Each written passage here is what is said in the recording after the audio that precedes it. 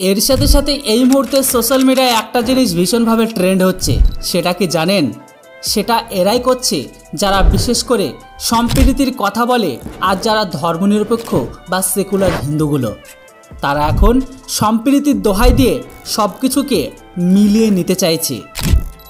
আমি বলি কি, সম্প্রীতির পিছনে বাস। এই সম্প্রীতি করতে গিয়ে ৫৭টা ইসলামিক দেশ থেকে হিন্দু শূন্য হয়ে গেছে। আফগানিস্তানের হিন্দুরা পালিয়ে আসলো ভারতে, পাকিস্তানের হিন্দুরা পালিয়ে আসলো ভারতে, বাংলাদেশের হিন্দুরা পালিয়ে আসছে ভারতে। কিছুদিনের মধ্যে সেটাও কিন্তু হিন্দু শূন্য হবে।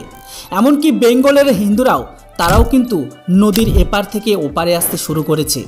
আর আমাদেরকে সম্প্রীতি বোঝাচ্ছেন। এই মুহূর্তে সোশ্যাল মিডিয়ায় এরকম যারা পোস্টগুলোকে দেখছেন, তাদেরকে আজকে আমার এই কথাগুলো ভালো করে ছুঁড়ে দিন বা ভিডিওটি ছুঁড়ে মারুন। এই সম্প্রীতি করতে গিয়ে হিন্দুস্তান 1947 সালে অলরেডি ভাগ হয়ে গেছে, মানে টুকরো হয়ে গেছে। তারপরে থেকে মুসলিমরা মুসলিম শুধু করলে তার বেলায় কোনো দোষ হয় না। যখনই হিন্দুরা এটা বুঝতে শুরু করেছে যে এটা হিন্দুস্তান হিন্দুদেরই দেশ, তখনই দোষ হয় আরএসএস বিজেপির। কই, দেশভাগের সময় কোনো বিজেপি বা আরএসএস তো ছিল না, তাহলে কেন সেই দিন দেশভাগ হয়েছিল? আর হিন্দুদেরকে গোটা বিশ্ব থেকে কারা উচ্ছেদ করছে? সেখানে কি আরএসএস বিজেপি? ৫৭টি ইসলামিক দেশ থেকে যে হিন্দু শূন্য হয়ে গেছে, সেখানেও কি ভারতের আরএসএস বিজেপি রয়েছে? এখন বিজেপির দোষ হলো, আরএসএস দোষ হলো যে তারাই নাকি ভারতের দাঙ্গা সৃষ্টি করছে।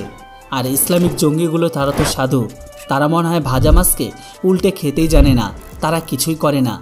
যা করেছে সব বিজেপি আর আরএসএস করেছে। ইসলামিক জঙ্গিরা নাটক বাদ দিন।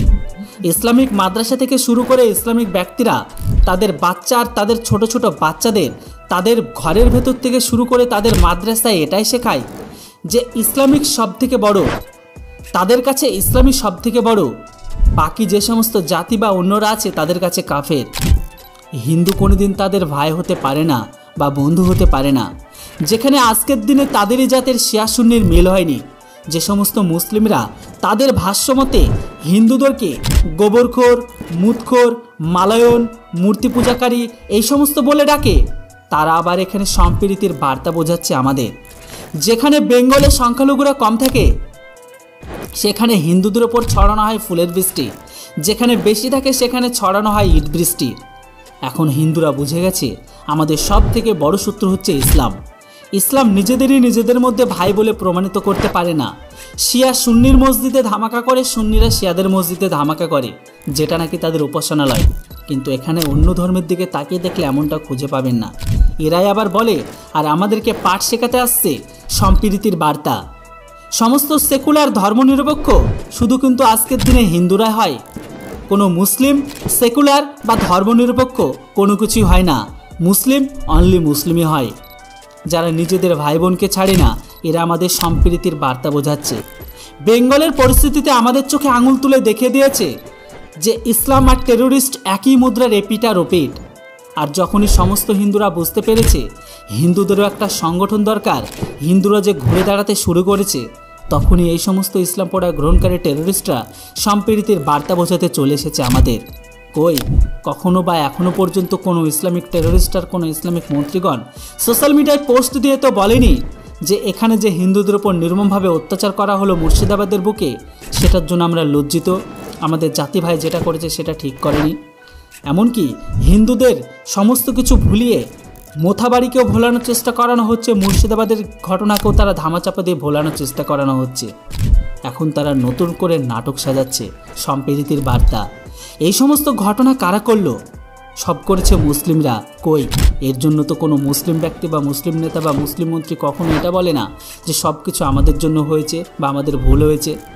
মোথাবাড়ি থেকে শুরু করে মুর্শিদাবাদ, এখানে এরা যেটা করলো, আর সেই সময় আল্লাহ আকবার নারিয়া তাকবীর, সেটা নিশ্চয়ই কোনো হিন্দু বা আরএসএস বা কোনো বিজেপির স্লোগান ছিল না। হিন্দুরা বুঝে গেছে সনাতনীরা একজোট হতে শুরু করেছে, এমনকি সকলে আরএসএসের সঙ্গে যুক্ত হচ্ছে। এই মুহূর্তে যে সমস্ত হিন্দুরা এই বার্তার কথা শুনে নিজেদের ভাববেন যে হিন্দু মুসলিম ভাই ভাই, তারা 1947-এর কথাটা ভাবুন। হিন্দু মুসলিম ভাই ভাই হলে দেশ কেন ভাগ হলো ধর্মের নামে? ইসলাম কখনো কারো ভাই হতে পারে না, আর হিন্দুদের তো কখনোই নয়। সমস্ত হিন্দু জাগ্রত হও নিজেদের মা বোনদের বাঁচানোর জন্য। আর যদি গোটা ভারতবর্ষ থেকে জঞ্জাল সাফাই না করা হয়, তাহলে মনে রাখবেন আজ আমার ঘরে কাল আপনার ঘরে থেকে আপনাদের সামনে থেকে আপনার মা বোনকে তুলে নিয়ে যাবে, এমনকি ধর্ষণ করবে।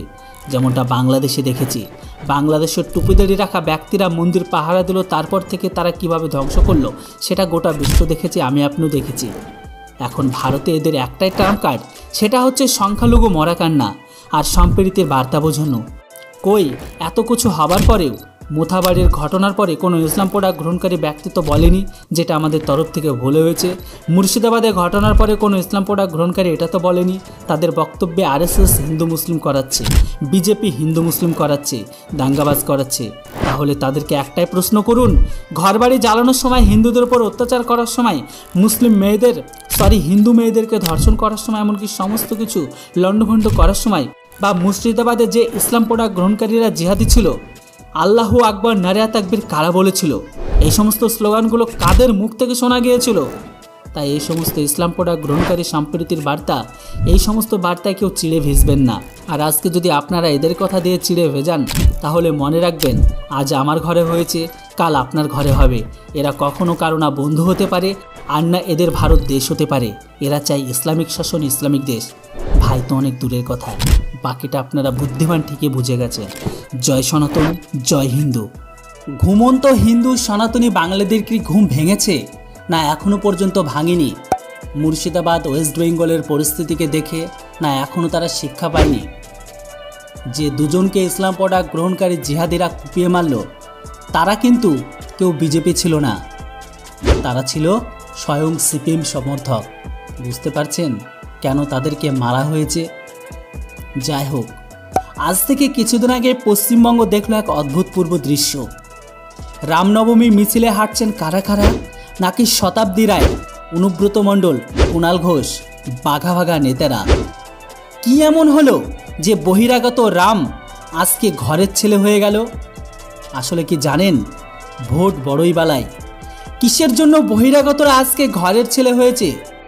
শুধুমাত্র সনাতনী হিন্দু ভাই বোনেরা রামনবমী পালন করছে এত বছর ধরে, যেখানে গত 5 বছরের মধ্যে 50 গুণেই পুজো বেড়ে গেছে। জাগ্রত হিন্দু আরও বেশি শক্তিশালী হয়েছে। হিন্দুরা আজকে প্রতিবাদ করতে পথে নেমেছে। সোশ্যাল মিডিয়ায়, রাস্তায় সর্বত্র হিন্দুদের বিরুদ্ধে হওয়া সব অন্যায়ের প্রতিবাদ কিন্তু হিন্দুরাই করছে। তাই ভয় পেয়ে গেছে এই সমস্ত রাজনীতির কারবারিরা।